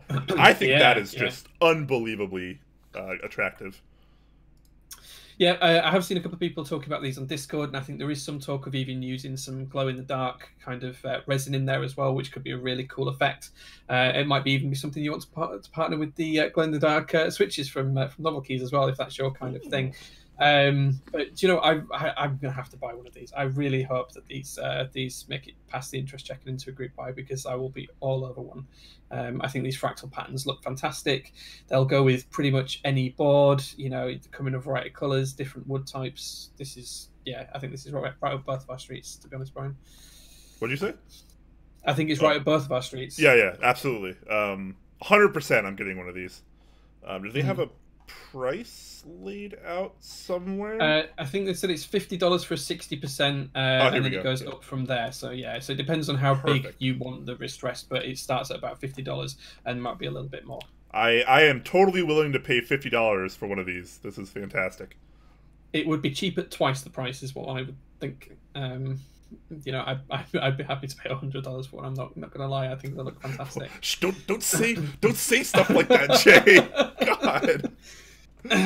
Yeah, but no, that's how good they are. That's just how good they are. I mean, if you look at that one at the top of the page with the Moon TKL above it, it just looks great. Yeah, it just looks fantastic. Absolutely. So interest check form is up here. So if you are interested in one of these, make sure you fill this out. I'll fill it out after the show, of course, because I definitely want to get in on one of these as well. They'll have a vote after that's going on for 3 to 5 colors, so we'll kind of get a little bit of variety there. Not too shabby. But definitely count me in. Yeah, there's a little GIF there at the bottom, guys, if you guys want to watch that, which actually shows how the Angry Nimbus guys actually put the fractal designs into the... I've actually been... Well, I've had this video open for like 45 seconds already playing it. I've just been playing it while you were talking. But, fair enough. Yeah, so it looks pretty good. Looks pretty darn good. Nice. All right. Now here's I actually don't know too much about this, so maybe Jay can talk us through this a little bit more, because I'm a little unsure of exactly how this is. So we've included this one in the other news section rather than the Keycap section, because I wanted to talk more about the way that One Creative Mind has pulled this IC together. So One Creative Mind is the guy that did DSA Heck-Keys, which we talked about a couple of weeks ago, and he's now looking at his next key set, and he's got some ideas, and he's looked to the community for support on how to do that. So he's had a chat with Ware, who runs Keyboard Fans, around how he would run a double shot ABS sculpted SA keycap set through Maxkey and with Keyboard Fans as the vendor. And what he's done is he's come up with a few designs, and he's then used the community to try and understand what sort of designs and colorways we like. And it's kind of like a bit of a different way. Instead of coming up with a single key set idea and then taking that through interest check and see if the community likes it, what he's done here is he's come up with 4 and let the community vote on what he wants on what people want to see. So there's a few options in there. There was a couple that I really liked. There was SA 2049, which was a really dark key set with some bright teal and cyan enter keys and things like that. And then a more subdued version, which was 2049 Reader, which kind of was more pastely and almost like an inverse hyperfuse in some ways. SA Leviathan, which really reminds me of GMK Waves, which Enjoy is looking at running in the near future. SA Gold and Blue Dolch, which I think looks fantastic, and I'm kind of sad that one didn't win. And then a nice lavender set as well called Calm Lavender at the end. So he's come up with all of these ideas. He's put it to a vote, and he said, right, guys, in the community, what do you think you'd like to see as an SA keycap set, and what should we run? So these are the ideas he's come up with. It's been to vote over the past couple of days, and it looks like the community, 37% of people who responded voted for the SA Leviathan set, which, again, as I say, it does look a little bit like GMK Waves, but this is the SA version. It's kind of like a dark blue with bright green text and legends, and I just think it's a really interesting way to go about group buy and sort of going through the IC phase, rather than just coming up with one idea and seeing what the community thinks. He's actually come up with a few and got them to pick and choose. So I think it's just a unique take on that kind of proposition. I suppose so. A counter argument, I think, is, you know, when you try to put forth a bunch of different designs just to see what people like, maybe you don't spend enough time focusing on one design really well, and maybe it's like you walk into a restaurant, right? And there's 150 things on the menu. Do you think they do any of them really well? Or, you know, when you walk into a restaurant and there's 4 things on the menu, and they probably do them all very well. So, I mean, to me, like, this is kind of the same approach here. When I see someone that's like, here's a bunch of sets I come up with, do you like any of them? Like, to me, that feels... like, no discredit to this guy, but this feels a little bit like a cop-out to me. I think I do personally like the approach more of just having one set themed around something that, like, maybe you're passionate about and you really just want to put forward and put all of their work into. I think that's kind of how I view this. Maybe this is the right approach, and maybe I'm wrong, but just maybe a counter argument to think about. I think the way I'd like to see it is if there were, you know, almost kind of like a list of potential sets that people are kicking around with, and the community could vote and say, do you know what, guys, we'd like to see this one come up for further interest check or further group buy or something like that in the near future. I think that might be a way. I think a little bit more like Mastrop's voting system, but for the community at large, rather than stuff that's just going to run on Mastrop. I think that'd be quite interesting. Now, I have had a chat with one creative mind about this a little bit. I did message him on Discord. He hasn't got back to me as yet, but I think what his idea is that he's going to use this to gauge which key set should be picked, and then that's been picked, which is SA Leviathan, and then what he'll do is he'll go through the full interest check phase for that particular set. Now, I'm kind of hoping that some of these other sets might get looked at in IC later on. Perhaps that's his plan. Say, which of these guys do you want to look at first, and then we might pick some of the other ones up later on as well. I'm not sure, but it's one to watch anyway. It's one to watch. I think it could either work or it could fail. I'd like to see it work, but yeah, it's one to watch and see how this pans out in the mid to long term. Yeah, I guess we'll definitely have to see. Just definitely an interesting approach over the more traditional, I guess. But yeah. We'll see. Yeah, it seems like a lot of people actually are a little split on this, but a lot of people seem to definitely agree with me. Which, I mean, I'm right, so I would never be wrong, right? That doesn't happen. Yeah. Anyways, pretty interesting. I don't think any of the sets look particularly bad. I'm not trying to say that at all, but it's just yeah. I wouldn't want a designer to ever spread themselves too thin because they're just trying to, you know, appeal to more people. Yeah. Yeah, I do worry as well that the SA Leviathan set does look like Waves. That is my big concern with that winning. It's very, very similar to that kind of look and feel. And the one that I really like, SA Gold and Blue Dolch, that's kind of almost like a muted Nautilus. So I think he's taken some design inspirations from other key sets as well. So it'll be interesting to see how these turn out anyway, and what ends up getting run through keyboard fans and where. Absolutely. Japanese horror writer. With his, he donates 1,000 bits with his little rip emoji that he likes to use. So thank you very much for that, my friend. Appreciate thank you very much. The rip bits. I think we missed. Did we get Tonka Tonk subscription as well? 10 months. Thank you very much, dude. I'm not sure if there's any others we missed as well. Oh, I see it now. Okay, yeah, Tonka Tonk 10 months. Switch Prime. Thank you, sir. Appreciate that. Yeah. Yes, we did. We did miss that. Amidst all of my restaurant talk. Anyways, let's move on to a little group buy from switchmod.net, and he is doing, I guess, kind of a little celebration since he's been open for 2 years, 2-year anniversary. Yeah. So he's doing a little celebration and giving you a bunch of different stir style caps, I guess. And what I mean by that is, you know, he's kind of known for doing these kind of caps, like the Whatsters and the Thinksters and the Radsters and stuff like that. He has a couple that I haven't seen before. I think I'm gonna show this one right now. The Know You. I think that's I like 100% I'm getting some of these.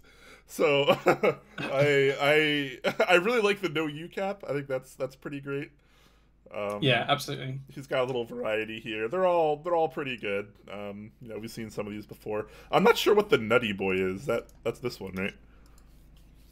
I think that's the one at the bottom of the 4 pictures. Yeah, it's the bottom one. Yeah, it's the bottom one. Yeah, yeah. Oh, and then he has a give me one of each coach option for $4.20. This just screams Krellbit.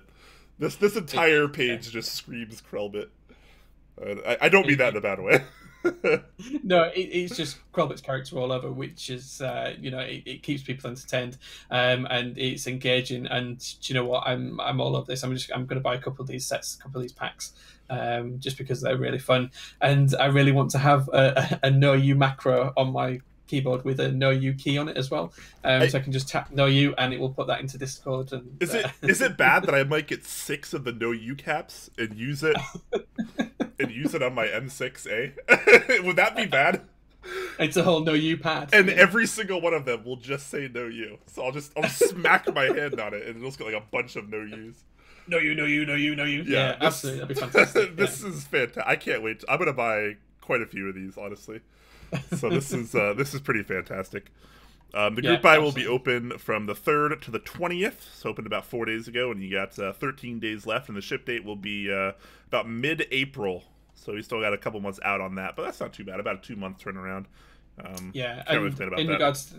And in regards to the MOQ as well, Krellbit's going to buy out whatever it takes to get to the number. So he's not declared what that is, but whether or not this sells through his stores, he's going to make sure that this happens. I mean, you can enter this without risk. They're so cheap, anyways. Like people, $1 each. Yeah, people are going to buy these. You can get one of each. You can get all 5 of them for $4.20. Oh, he's in chat now. He's Krellbit, and he's saying 2K caps sold in 4 days. So there you go. It's working well. And Krell, I don't know if you saw this earlier on, but we're definitely in for these caps because we love that no you cap. It's amazing. Definitely buying some of these. The no you is just too good. As is the Nutty Boy. That's just fantastic. The Nutty Boy. The Nutty Boy. Good cap. And 159 has just donated a tier 1 sub to Krellbit as well. So congratulations, Krellbit, on your sub. And thank you very much to 159 for the support. We really appreciate your support. Thank you for the donated sub there, guys. So good stuff. Make sure you go and you buy some of these and you get your Nutty Boys and your no use on. Good stuff. I feel like I'm gonna buy a lot of these. A lot more than I should be. Krellbit's saying he never give dates because dates give expectations, but he specifically says April the 18th, 2019. I know he's got the disclaimers before that, but he puts a really specific date on there. He says it's already been ordered. That's why. Yeah. Okay, so that makes sense. So this is pre-order, more or less. It's not necessarily a group buy if it's already been paid for. But yeah, either way, cool stuff. Looking forward to that. I'll be ordering some as well. Yeah. I'm keeping that tab open so I can do that straight after the show. Yep, same. All right. So, also speaking of single kind of key novelties, I guess you could say, is we have some more Heck-Keys going on. So if you remember a while back, we had GMK Heck-Keys. I think was it Heinebush? No, wait, who did that? Someone did Heck-Keys. I think it was. The idea came from the same guy. So this is U/AV Mock, or I don't know how you say that, but Avery. And he was the guy that came up with the idea of GMK Heck-Keys. I can't remember where they ran, but they did run previously. And now he's got some DSA Heck-Keys, so a singular novelty keycap with different popular colorways in the DSA profile. So there's an IC form up there, so you can go and have a look at that. You can fill that out and submit your preferences as whether you want them to be ABS or PBT, so you can have double shot or die sub, which will probably affect the price a little bit. And then there's some other questions as well that you can answer on there about pricing and how many you'd buy in terms of a pack and package deals and stuff like that as well. So it's going to be up there. I'm surprised there's not any renders or any designs for this one. Yeah, I was a little bummed to see that. Even in the IC form, there's no pictures for it. So why not? Yeah, it should be easy to even if it's just the KLE, so you can see kind of what colorways he's thinking about at the minute. Exactly. Kind of a fail on this guy's part, if I'm being honest. You can't run an interest check for something that nobody knows what it looks like. I don't know. Yeah. I'm sure that'll get fixed. I'm sure he'll look at it, and I'm sure he'll put some on there when it comes back into IC again, because I think he's going to take the information from the form and then do something with that and do his analysis, and then probably come back with another interest check as well. And Heinebush is in chat. Heine's saying that he did the original renders for the GMK keycaps. Oh, so that's okay. where Heine's involved. Okay, that's I knew Heine Bush's name came up somewhere in those. I just didn't remember where. But yeah, the GMK Heck-Keys were pretty cool. Hopefully the DSA versions will be as well. But gotta have some pictures, man. Gotta have something going on, even if it's just a render. I'm just going to paste into chat what the GMK Heck-Keys look like. So these are the ones that Heine did. I've just pasted that into chat if you want to open that up, Brian, as well. Way ahead of you. There you go. Yeah. So you got the red, the black, the green, and the purple with the teal legends as well. So there's a couple of different options previously. So if you can imagine that on a DSA key, that's kind of what we're gonna be looking at. Yep. Cool. So we'll have to look forward to getting some more pictures of that and that actually going to the group by phase. Absolutely. And if you are interested, fill out that interest check form. Yep, absolutely. All right. Speaking of group buys, interest checks, and things of the like, we have our fourth and final sponsor for Top Clack today, which is zFrontier. You can check out all sorts of cool things. They are proxying for lots of different key sets right now, including GMK Bento. They have the Morgree Re. That's I want to say Rie. It's got a pretty sure it's no, it's Rie. It is Rie. I googled this earlier. No, I think you're just wrong. I think you're wrong. Well, Google's wrong then. Well, Google could be wrong. But this is the pre-order for the Morgree Re 60% wireless low profile keyboard, $115. Gets you the full wireless shebang. It's pretty nice. We covered this a while back. I actually think it looks pretty darn good for what it is, and that's available on zFrontier right now, along with tons of other things like key sets and so on and so forth. They've been a little bit behind lately on some group buys of stuff, but they're actually starting to catch up now and ship out some things. I know the Grid 600, some people have already been receiving that as well. So absolutely, things, yeah, pretty cool stuff. And of course, they still have the JTK triple shots on the website as well, if you're still itching to pick up those triple shots for under $100. So pretty cool stuff there. All right, guys, and since we decided to do our sponsor spot kind of broken up today, as you saw across the news doc from the beginning of the show, this lets us roll right into the Q&A at this point in time. So a little bit cleaner of a transition there potentially for you guys. So if you guys have questions, bam, we got answers. I'm here, Jay's here. We have children together. We have the little TMO 50 together. I don't know where I put it. Oh, is yours? What color is yours? Rose gold? Mine's rose gold. Yeah. So there's our little child. There's Brian and mine's little child in all its lovely glory. Yeah. I think I'm gonna actually rebuild mine with normal spacebar because I'm a heathen. What do you think? Yeah, I'm a heathen. I'm gonna build mine with normal spacebar. Yeah. Yeah. Anyways, yep. Q&A, guys. So make sure you use the @TopClack tag to let us know.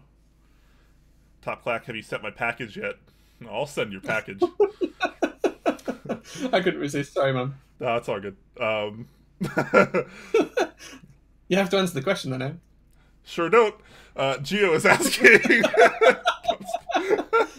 Gio is saying, liking the new sponsor layout. Actually, yeah, let us know, guys. Did you guys prefer the way we did sponsors today, or do you prefer the way we've been doing it in the past? We kind of thought that splitting it up like this might make it a little bit more palatable, a little bit more easy to digest than us just, talking about sponsors for 8 minutes straight before Q&A. Mm-hmm. So, yeah, definitely let us know how you guys feel about that.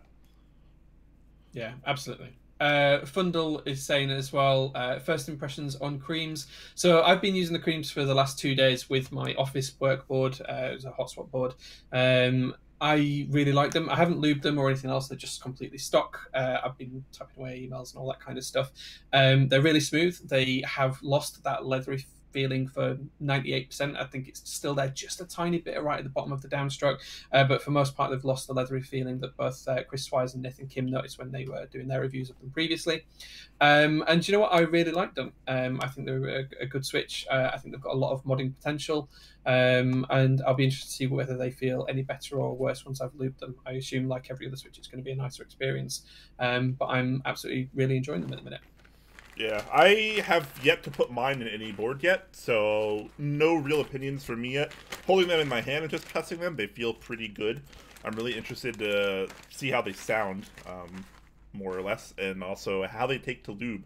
Because if you guys remember the prototypes, they didn't really take to lubing that well. I don't know if it was just the composition of plastic, the way the palm is itself, or you know, something like that. But they just didn't really hold on to lube very well. It seemed to kind of just sink away during use and such. So hopefully these are a little bit better now that the composition is a little bit different. So we'll have to see how that goes. But stock, they're already feeling pretty good. Just need to get them at a board for me, and we'll see. One thing I did notice, Brian, I don't know if you've noticed this, but I've got mine in a little tub, and when I open the tub, Palmer's got a really distinct smell to it. I don't know if you've noticed that, but there's a particular smell to the switches. Either that or mine have just, I don't know what Mike's done to them, but he's kept them in some weird place. There's kind of like a really subtle smell to them, but it's very distinct. I don't know. I mean, I guess I kind of notice it if I get like really in there. Yeah. I don't know, I'm like taking it apart right now to try this. Yeah, I've got you sniffing the switches on stream now. Yeah, I was about to say someone's gonna clip me like snorting a cream switch. Yeah. That's yeah. I don't know. It's not a particularly pleasant smell, but it's there, isn't it? It is there. I don't think I really noticed it unless I'm like actually trying to though. But maybe my sense of smell isn't quite as good as yours. maybe. I mean, either way, it's a very smooth and stable switch, and I'm. How do yours sound? How do you feel about the sound so far? So the sound is quite high pitched with them. They're not quite a deep sound, but they're really clacky at the same time. They actually kind of remind me of the bottom up note of a Holy Panda, but a slight higher pitch than that. But not in a negative way, in quite a positive way. I quite like them, and I don't usually like high pitched switches, so I'm really liking them all around. I don't think there's any downsides that I found yet. The big thing for me, like you said, will be how do they take to lube and what type of lubes work with them. That's going to be the interesting part, I think. Okay, nice. KB Warriors actually has a question asking about the TMO50. He asks, does the giant cutout on the TMO50 affect switch stabilization or feel? Which is a great question. So if you guys don't actually know, and maybe you haven't actually seen, well, Jay can show it off because mine's actually already built. I can show you. There you go. But you see all across the middle row, it's kind of one big one. So you actually have two options there. You can do a normal stagger, or you can do an abnormal stagger, depending on the options that you choose. I went for the normal stagger, but either way you choose, that whole thing is just open. So I didn't have any problems with switch stabilization, but I used Yak Red Pandas, which inherently are a little bit thicker, a little bit bigger than a lot of other switches. They're usually very hard to put into like other plates, for instance. So they fit really well in this open area, but I think it might be a different story if you're using something more like a Gateron switch or maybe a Cherry switch, maybe something not quite as thick as the Yak. So we'll have to see what Jay chooses as his switch option there and see if he has any stabilization issues there. Yeah, I'm actually intending to use the Gateron Ink switches that we talked about right at the very beginning of the show, so I'm going to try and put those in there and see how that goes. Yeah, I don't think I've really noticed much difference in feel. Do note that I'm actually using polycarbonate plate. So, maybe not the best choice for trying to discern if there's a difference between that gap and some of the other rows perchance. But I think Jay has a brass plate by the looks of it, so maybe that'll be a different test. But so far, I've been enjoying the board, and I haven't really noticed much difference based on that cutout. Cool. Okay. Just reading through some comments. Titan says the new sponsor reads were good. Tectonic Plate thinks the sponsors were better grouped together. Not Zested also thinks the new sponsor layout flows much better. So I think what we're going to do, guys, on this run is, as Gio suggests, I'll put up a straw poll in the Discord at some point later on today, and you guys can vote and tell us whether you prefer the old way of doing the vendors new segment, or whether you prefer the new way where we just do kind of roll it into the into what we're talking about in the news of this week. Yeah, we'll probably have to straw poll it, see what you guys prefer. And we'll just go with the majority option there. We just kind of wanted to change things up a little bit. We thought it might flow better this way. I actually think it worked better, but maybe, I don't know. As a host, my opinion might be different than if I were just a viewer. But I feel like as a viewer, I'd prefer the more integrated approach as opposed to just spending a long strand of time just talking about sponsors.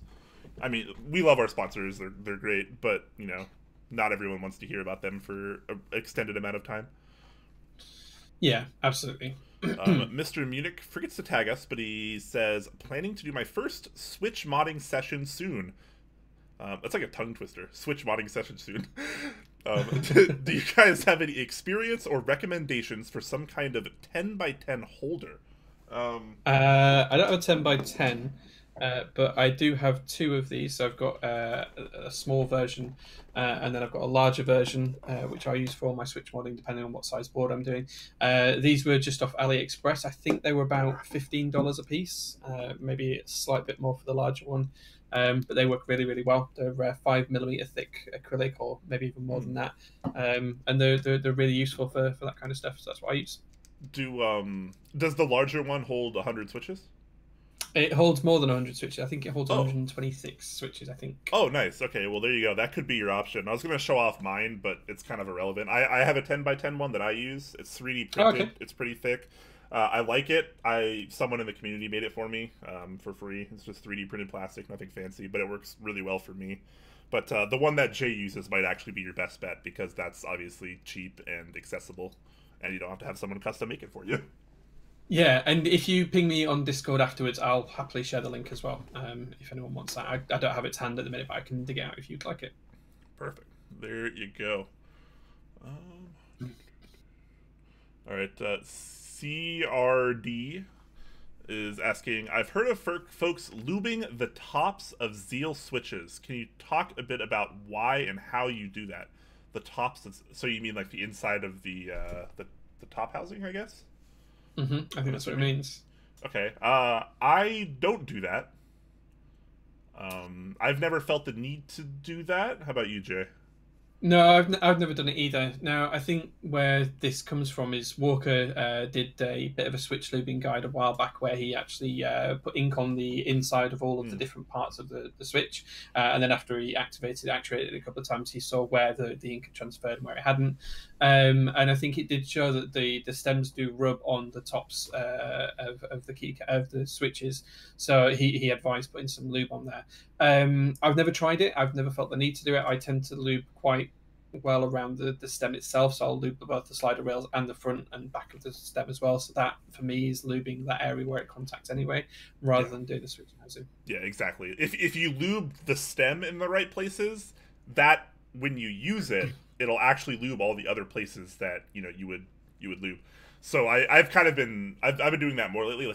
Actually, on a lot of my switches, like if I'm doing something for myself and I'm just feeling lazy, I'll just lube the stem itself. I won't lube the bottom or the top housing at all. I'll just lube the stem, but I'll put a little bit more on than I otherwise would.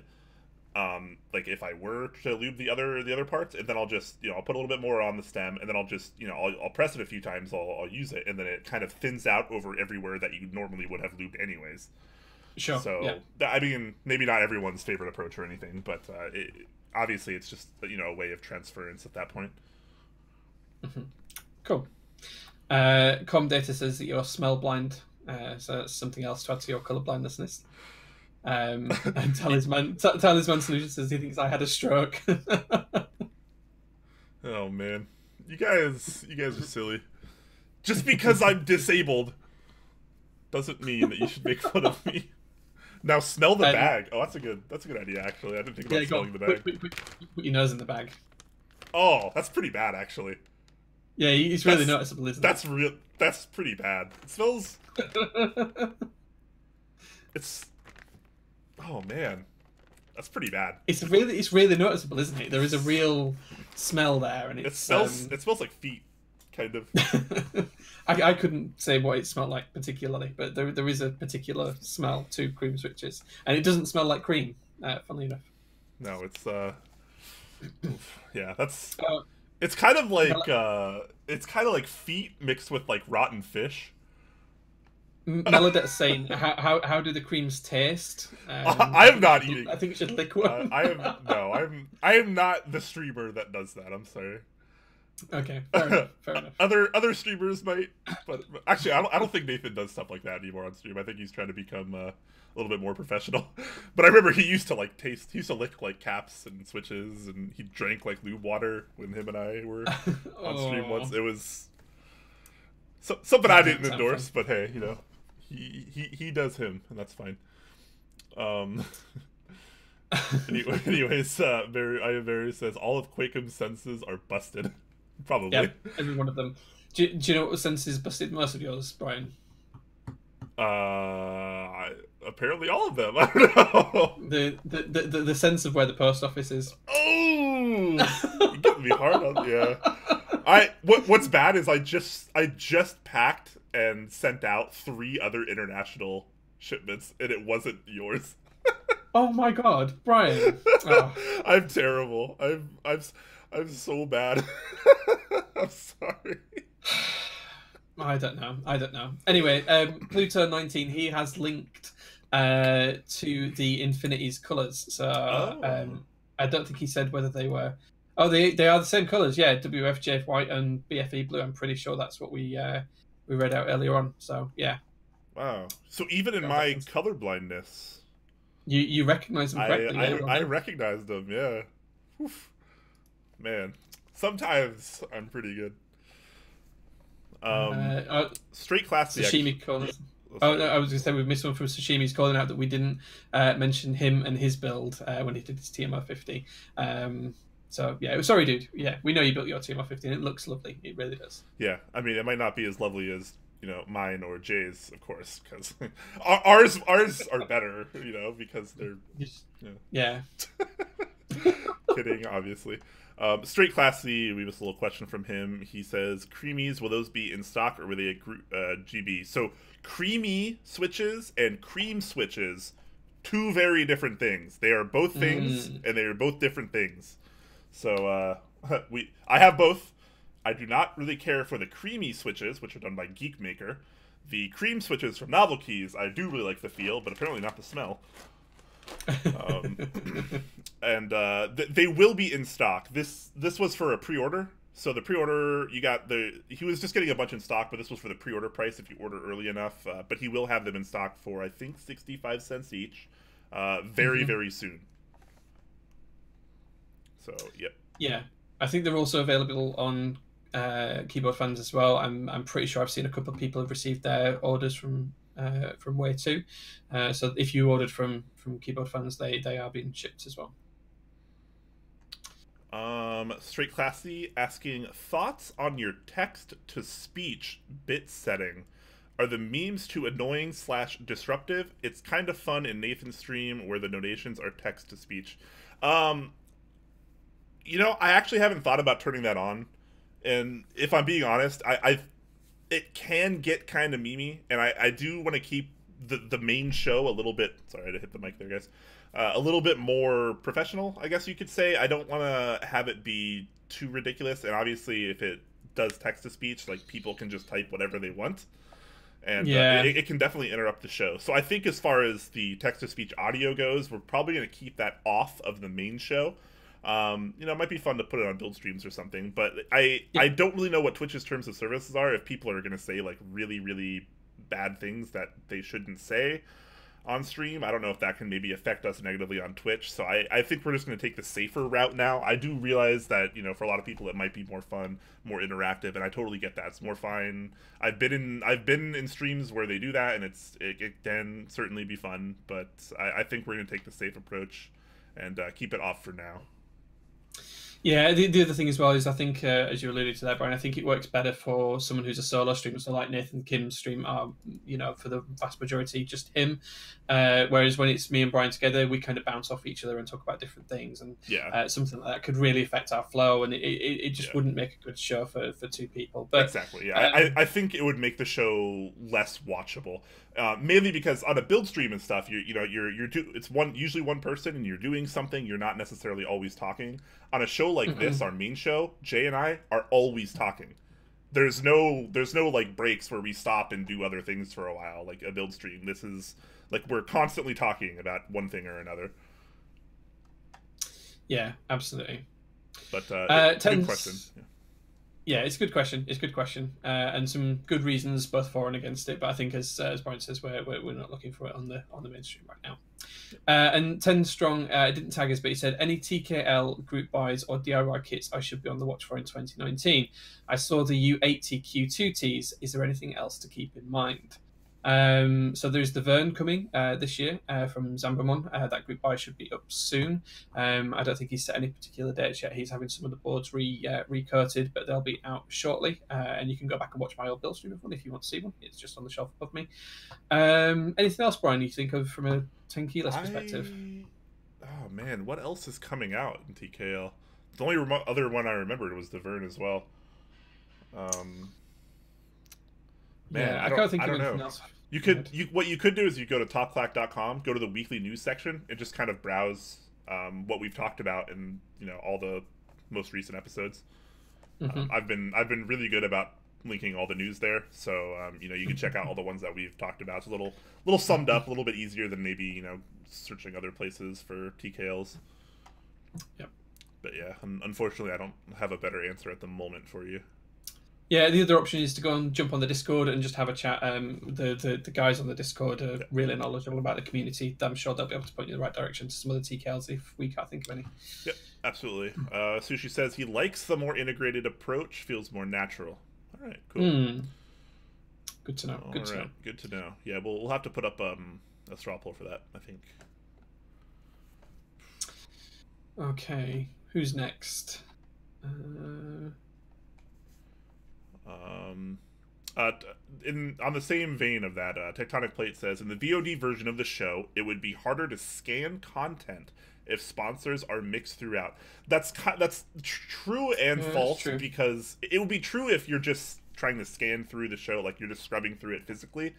But what you can do is, like almost every episode, pretty much, within pretty reasonable amount of time, Lunar, a user in the community, does links for what do they call timestamps? Sorry, forgetting the word. Mm-hmm. He does timestamps for every single news topic.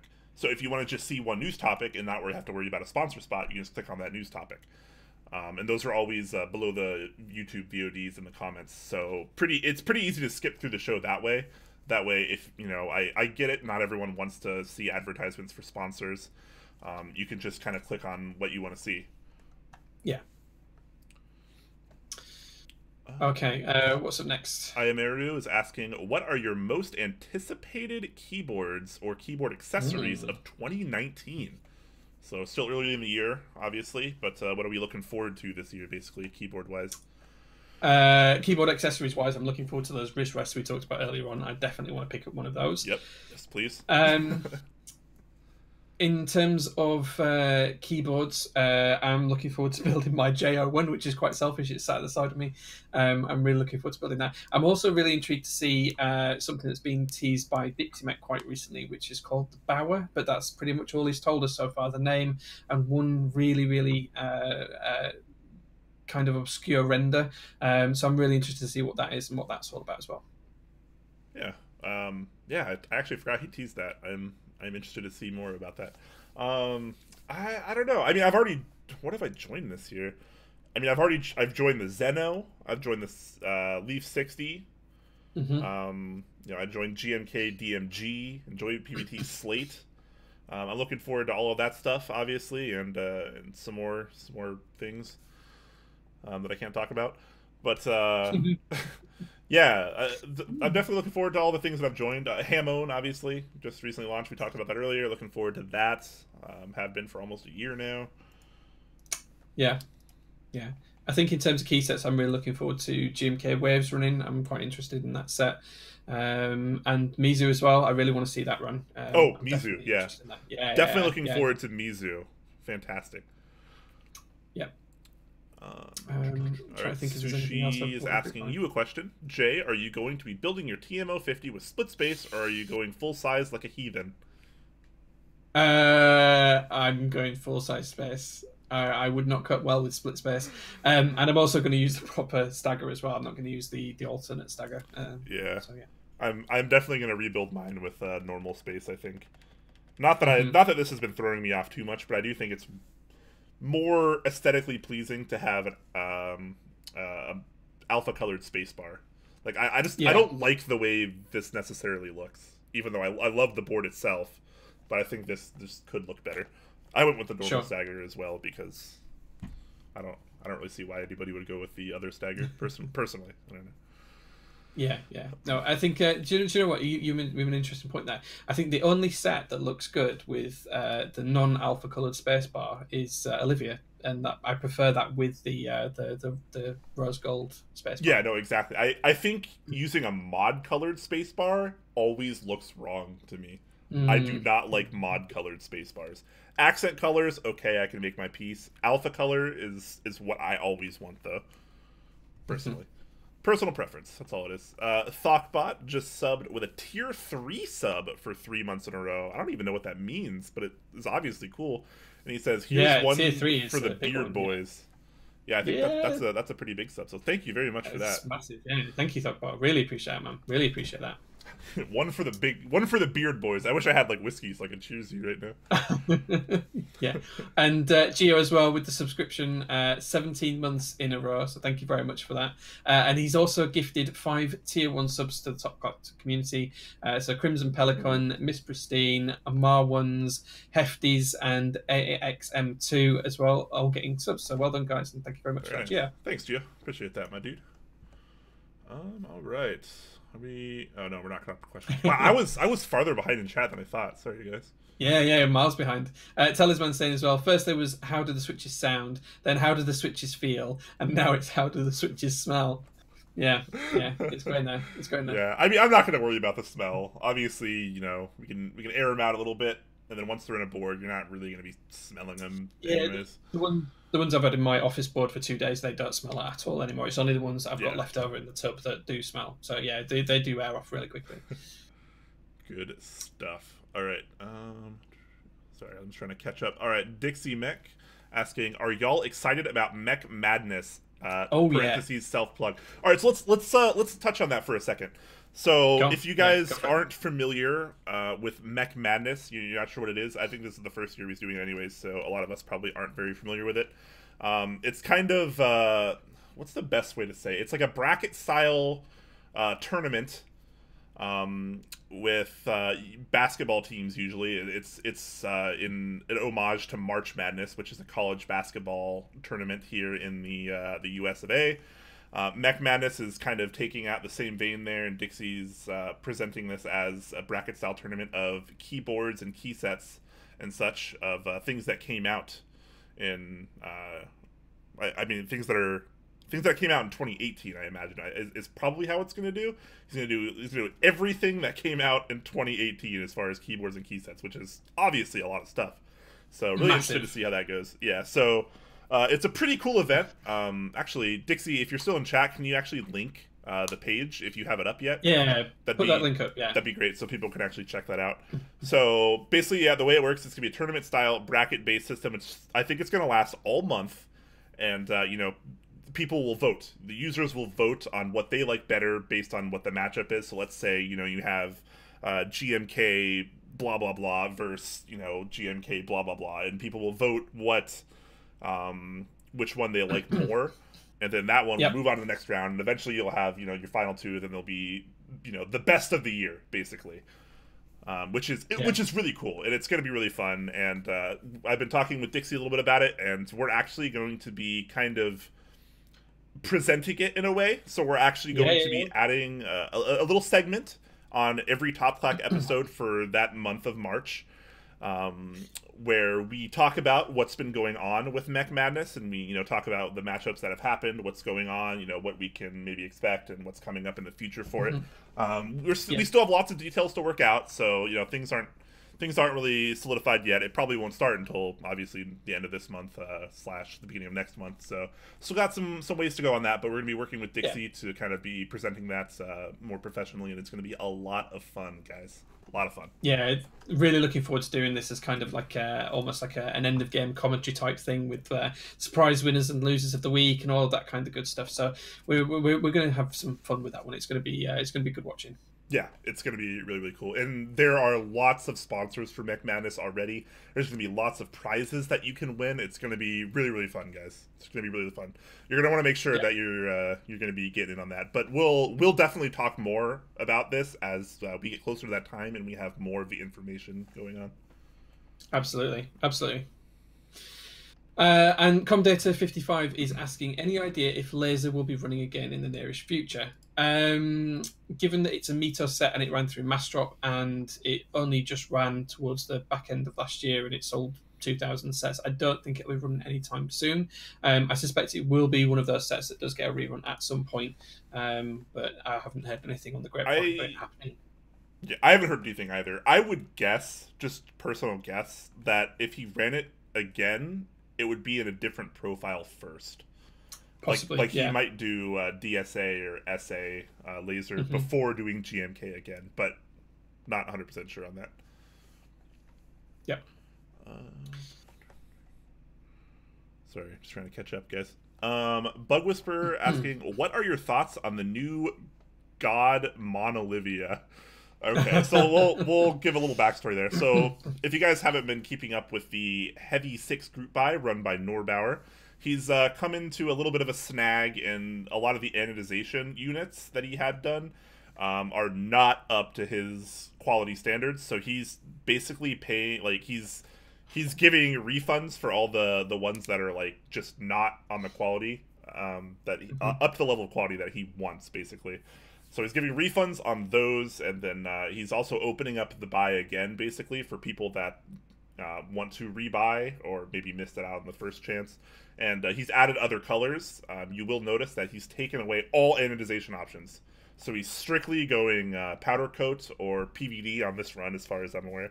And he has released a new high-end option. So if you guys might remember, there was a $900 option called the Monolith. And it's an all-steel PVD coated one, and it's absolutely glorious, but it's also $900.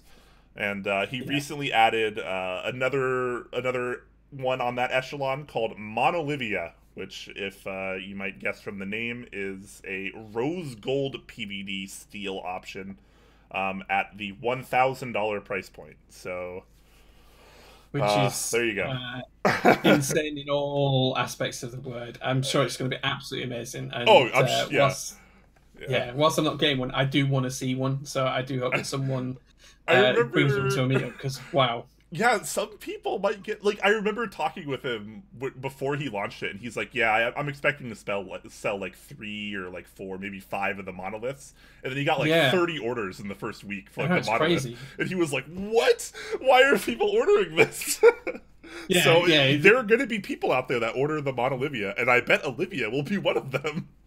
I suspect she might have had something to do with it being with it happening, if I'm honest. So So pretty crazy. But yeah, that group buy, because it hasn't really lived up to the quality, he's having a lot of parts redone, paying out of pocket to have them redone. He's actually losing money on this group buy, guys. So it's kind of been a bit of a bummer, but we love Norbauer here. He's a great guy. I think he does awesome stuff, and the fact that he's willing to go and pay out of pocket and redo stuff because things aren't up to his level of quality is really, really something that I respect personally. And we definitely wish him the best on that. And yeah, he also put an update saying that furthermore, he will never use anodization on any of his products ever again. Yeah, it's an interesting design choice, is that, and you've got to take your hat off to him, the fact that he's not going to release anything that he doesn't want to put his name against, and if that changes his philosophy going forwards into future group buys and anything else that he runs, he won't use that particular finish type anymore, then that says a lot about his character, and fair play to him. Yeah, no, he's definitely a stand-up guy, and I definitely respect him for what he's doing.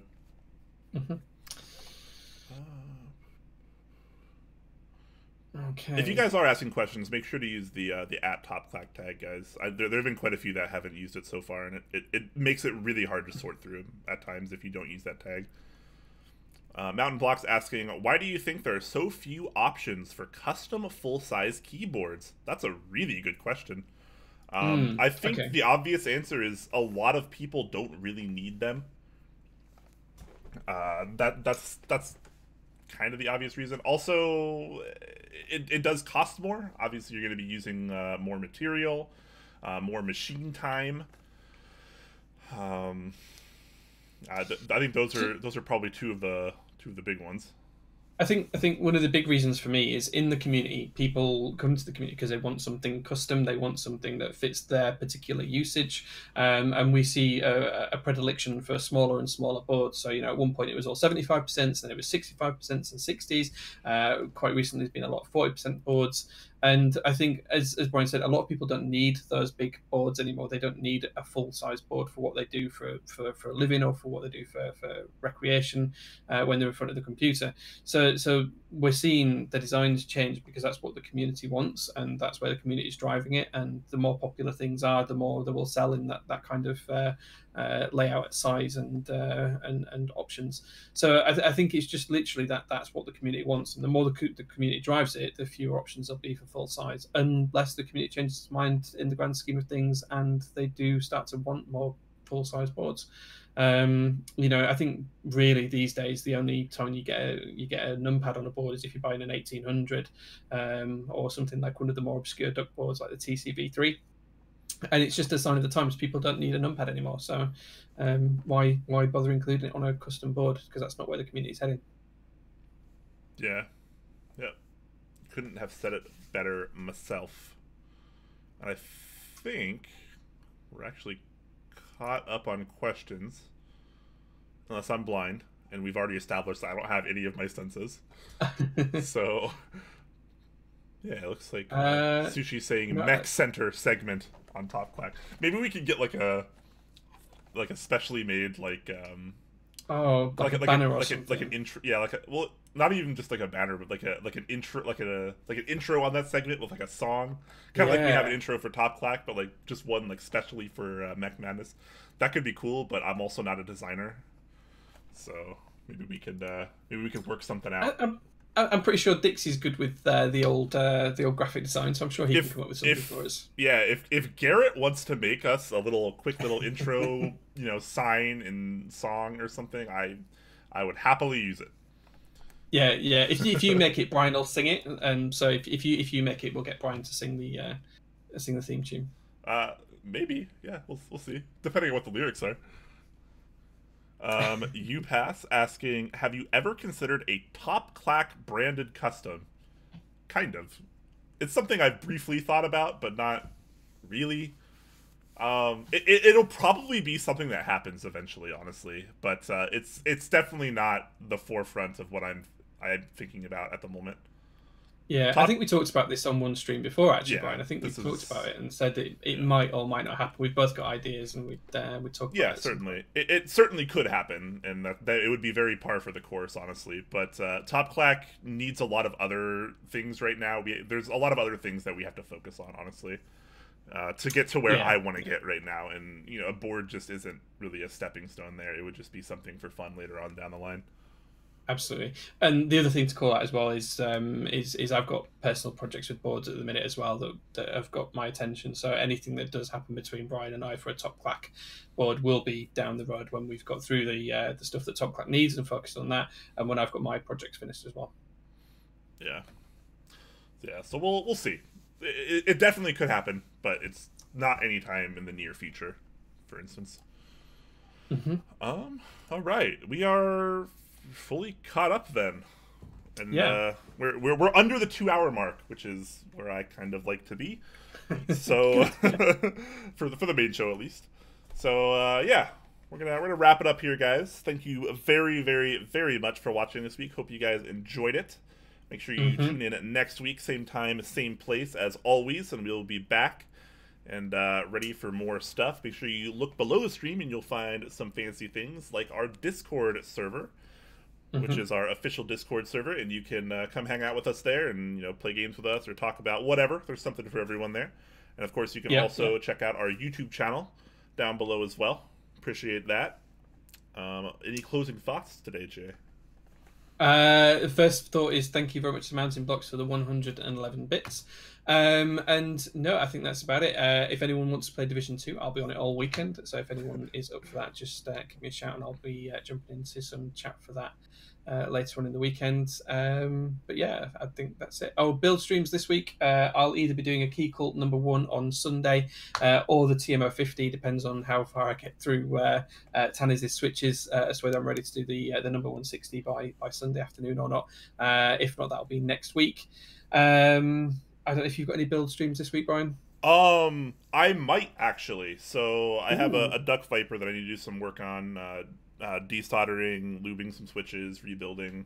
Nice. I might stream that either tomorrow or Saturday.